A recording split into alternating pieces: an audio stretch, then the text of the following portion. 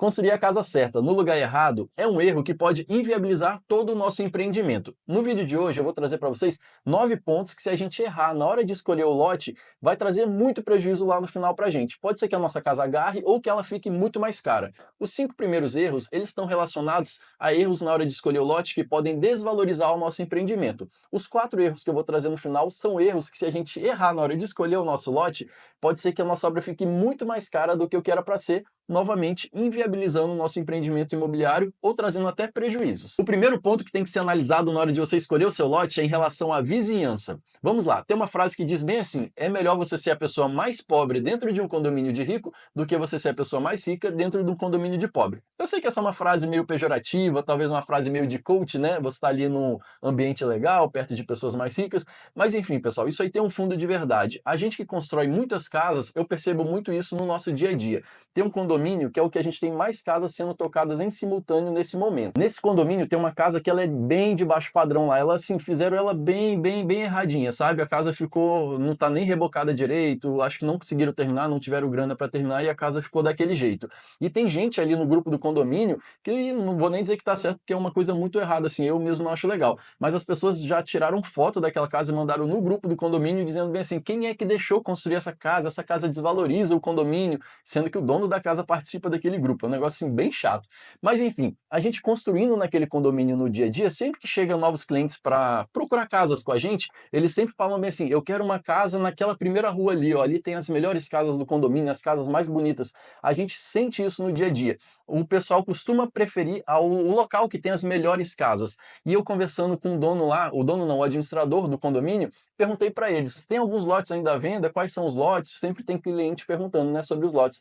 E eles me falaram que tinham, sei lá, cerca de 5 lotes para venda. E para minha surpresa, quando eu fui ver onde estavam localizados aqueles lotes, eram bem próximos a essa casa mais de baixo padrão que tinha no condomínio. Porque aquela região acaba até sendo um pouco mais desvalorizada por ter uma casa de baixo padrão. Então, quando você vai escolher um lote para lançar sua incorporação, lançar o seu empreendimento imobiliário, é muito importante você analisar qual é a vizinhança, quais são as casas, se as casas que estão em volta são de alto padrão e se tem um padrão construtivo legal, se tem um bom acabamento. O segundo ponto para você analisar na hora de escolher o lote é a proximidade com portarias, áreas de lazer. Essas áreas que têm mais movimentação de veículo e mais barulho costumam também repelir um pouco os clientes na hora de fazer a compra da casa. A última vez que eu fui em Fortaleza agora, a gente já está construindo algumas casas lá e a gente foi lá olhar alguns lotes também para investir, né, para as próximas casas. E a gente entrou em um condomínio que ainda não começaram a construir. Entramos mais mesmo para entender como estava sendo lá dentro e, segundo o corretor, praticamente todos os lotes lá já estavam vendidos. E ele me falou bem assim: só tem 7 lotes ainda para venda. E ele falou números totalmente aleatórios, né? Números bem distantes um do outro. Eu falei: cara, eu não consegui identificar nenhum padrão. Por que será que esses lotes ainda não foram vendidos?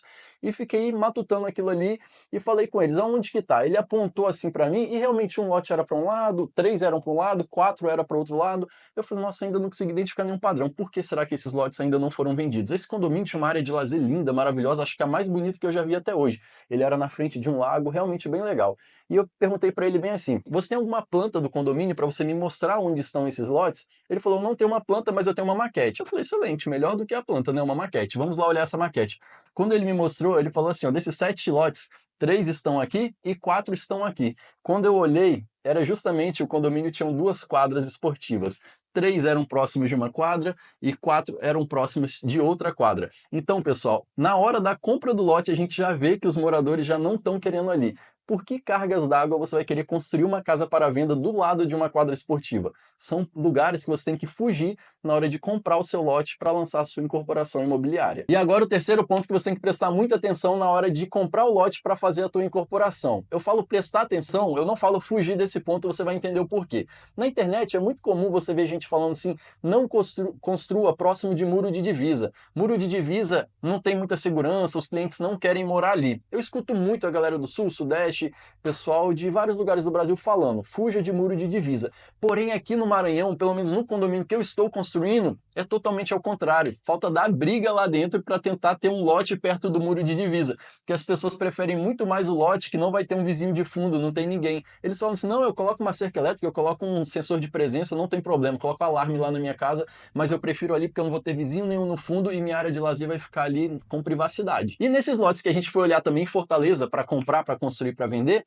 eu tive a mesma experiência. Na hora de conversar com os corretores, eles me mostraram vários lotes, alguns no meio do condomínio e outros mais nessa área perimetral, perto do muro de divisa. E eu falei com eles, não, perto do muro de divisa eu prefiro não, porque pode ter alguma dificuldade na hora de fazer a venda dessa casa. E eles falaram, beleza, se você não quer, a gente vai lá para o meio do condomínio, mas aqui em Fortaleza a gente não percebe essa reatividade das pessoas. As pessoas costumam comprar perto do muro de divisa e falaram a mesma coisa que acontece aqui no Maranhão. As pessoas gostam dessa privacidade de não ter um vizinho no fundo. Eles me mostraram várias casas de jogadores de futebol, de cantores, tinham os jogadores lá do Fortaleza, do Ceará, vários cantores do sertanejo que são de Fortaleza, em casas que são ali do lado do muro de divisa. Então, analise na sua cidade, converse com os corretores para ver se isso pode ou não ser um empecilho aí na sua região que você quer investir. E agora o quarto ponto, não invista em lotes dentro de condomínios que estão com uma taxa de ocupação inferior a 25%. Se você pegar um lote, por exemplo, em lançamento que ninguém construiu ainda lá dentro e você olhar, nossa, esse condomínio é muito bom, e você construir uma casa de 3 milhões, e todo mundo que começar a construir nesse condomínio fizer casa de 800 mil, de 1 milhão, a sua casa vai ficar muito fora do ticket e vai ser difícil você vender aquela casa. Lembra da história que a gente falou lá no começo de ser a pessoa mais rica dentro de um condomínio de pobre? Eu sei que 1 milhão não é casa de pobre, mas é a mesma ideia. Você está muito acima do ticket e vai ser muito difícil você vender aquela casa. Provavelmente você vai ter que abaixar o ticket dela e vai dizimar o seu lucro. E você pode me perguntar, Johan, você nunca investiu dentro desse tipo de condomínio? Você mesmo contou uma história agora que estava vendo um condomínio que ninguém tinha construído ainda, um condomínio de lançamento. Pessoal, eu invisto dentro desses condomínios, mas vocês têm que lembrar que eu já tenho experiência, eu já fiz várias casas para venda. Então, quando eu invisto dentro desses condomínios, eu já sei muito bem onde eu estou entrando. E aí eu ainda consigo pegar duas valorizações, que é a valorização do imóvel e a valorização do lote. Acaba me trazendo um lucro muito legal. Já teve condomínio de eu comprar lote de 70, 80 mil e no momento da venda da casa, o lote está valendo 160 mil. Então, isso me ajudou muito. Mas se você vai estar lançando a sua primeira incorporação, você não tem essa experiência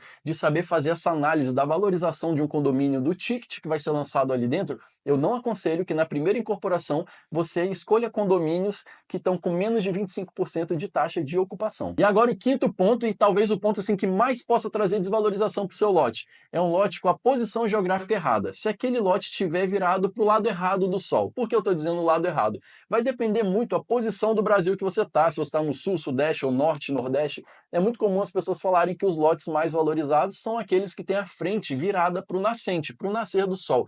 Mas aqui, por exemplo, onde eu construo, no Maranhão, no Ceará, esses locais que são bem mais quentes, já é totalmente ao contrário. As pessoas preferem muito mais o lote que à frente pega o sol da tarde, porque a sua área de lazer, os seus quartos lá no fundo da casa vão pegar o sol da manhã. Então, se você vai fazer um churrasco, no período ali da hora do almoço e de tarde já não vai ter mais sol nenhum na sua área de lazer. O pessoal prefere muito mais aqui as casas que têm o poente na frente do lote. E até aqui mesmo, quando as pessoas vêm conversar com a gente querendo ainda comprar o lote para começar a sua casa, eles falam bem assim, eu quero um lote nascente. Ou alguns já chegam todos orgulhosos falando bem assim, eu tenho um lote excelente que eu quero construir a minha casa e ele é virado para o nascente, ele é excelente. Quando a gente explica esses problemas de um terreno virado para o nascente, as pessoas entendem que um terreno com a frente, nesses locais quentes, né, local de muito sol, um terreno com a frente virada para o poente é muito melhor. Eu acredito que essa ideia não só tem os lugares frios realmente é diferente essa metodologia, mas aqui para o lugar quente, eu acredito que surgiu muito essa questão da gente estar virado para o nascente em questão dos apartamentos, porque o apartamento realmente, se ele estiver para o sol nascente, é muito bom, porque quando o sol estiver no poente, tem um outro apartamento atrás de ti fazendo sombra em você, mas nas casas, com certeza, é muito melhor a frente da casa tá para o poente e a área de lazer e os quartos para o nascente. E esses 5 pontos são os principais que se a gente errar na hora de escolher o nosso lote, eles vão trazer muita desvalorização na hora da venda do nosso imóvel. Agora eu vou trazer para vocês 4 pontos, esses 4 pontos já vão ser diferentes. São 4 pontos que eles vão fazer aumentar o custo da nossa obra. Se a gente errar um desses 4 pontos na hora de escolher o nosso lote, a gente pode ter sérios problemas com o custo, com o desembolso financeiro da nossa obra. E esses pontos, eles não são considerados no CUB, na hora da gente calcular o preço da nossa obra. A gente faz ali a metragem vezes o CUB, né? São fundações mais caras, muros de contenção. Então, pessoal, se vocês têm alguma dúvida sobre isso, ou se você já tem um terreno que está nessa área e você precisa fazer a sua obra com financiamento da Caixa Econômica Federal, você vai precisar liberar muito mais recursos para conseguir finalizar aquela obra. Então, você tem que extrair ao máximo da sua planilha PCI para conseguir um financiamento investimento de um valor bem maior para a sua obra.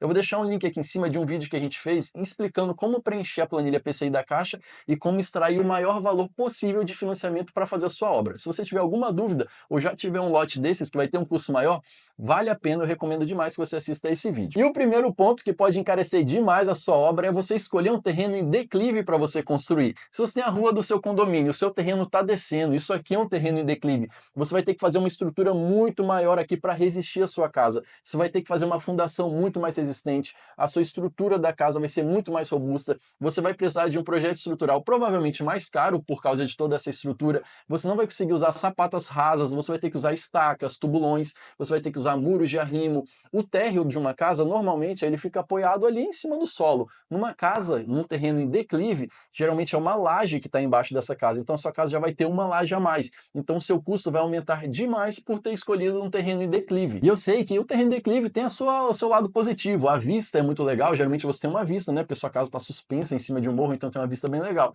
Só que, pessoal, é um custo muito mais alto que eu não recomendo na tua primeira incorporação imobiliária. E ao contrário do terreno em declive, a gente tem os terrenos em aclive. A rua do condomínio está aqui e o teu terreno está subindo, é como se ele estivesse nesse morro aqui. E você pode estar pensando, poxa, Johan, se o declive é muito ruim, o aclive vai ser muito bom, né? Porque é só eu tirar a terra ali e a casa já fica ali sustentada. Pessoal, o aclive acaba ficando mais caro ainda do que o declive, porque você tem que fazer um corte naquela terra, movimentação de terra é muito caro dentro da nossa obra, e quando você faz esse corte, você tem que fazer muro de contenção em volta de tudo para aquela terra não voltar. Então, esse muro de contenção tem que ser totalmente impermeabilizado, porque a sua casa vai estar ali. Esse corte que você fez de terra, ele não pode ser exatamente do tamanho da casa. Ele tem que invadir os outros lotes, ele tem que passar um pouco, porque as pessoas vão ter que trabalhar em volta desse muro, fazendo impermeabilização com manta asfáltica. Então, o custo da sua casa vai ficar muito mais caro se você escolher um terreno em aclive. Novamente, o terreno em aclive tem seus lados positivos, tem gente que coloca uma garagem ali por baixo, a casa já fica lá em cima,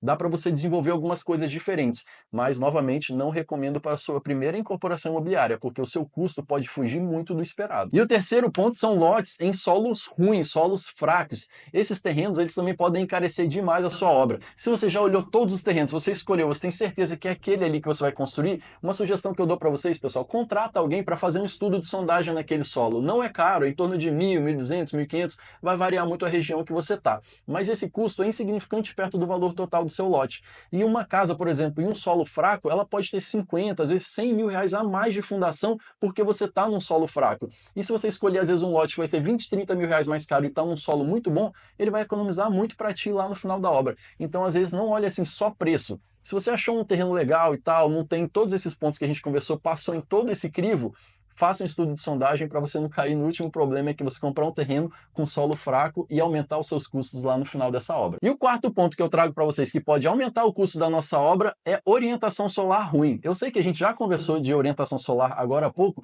só que agora a gente está falando de fatores que podem aumentar o custo da nossa obra. E se você já tem o terreno ou você já comprou, não prestou atenção nessa parte da geografia, da onde o sol está nascendo, onde está se pondo, você vai ter um custo muito mais alto para desenvolver esse empreendimento dentro desse terreno. Por que você vai ter esse custo muito mais alto? Imagina se você não consegue colocar a área de lazer, os quartos, em uma posição que fique fora do sol, desse sol da tarde. Você vai ter que investir muito mais em paisagismo para cobrir aquela parte, ou em painéis ripados, em brises. Eu sei que brises, pessoal, fica muito bonito na casa, valoriza a casa, deixa a casa muito bonita. Mas se você colocar brises de madeira, vai dar muita manutenção. Se você colocar brises de alumínio, vai aumentar muito o valor da sua obra. Então, tente fugir desses terrenos que tem uma posição geográfica ruim e que pega o sol de uma forma errada ali na casa. Mas enfim, não menosprezem essa etapa da escolha do seu terreno. Ele pode ser um fator decisivo na viabilidade e no sucesso do seu empreendimento. Se você tiver alguma dúvida, deixa aqui embaixo, eu vou ter o prazer de te responder e até o próximo vídeo.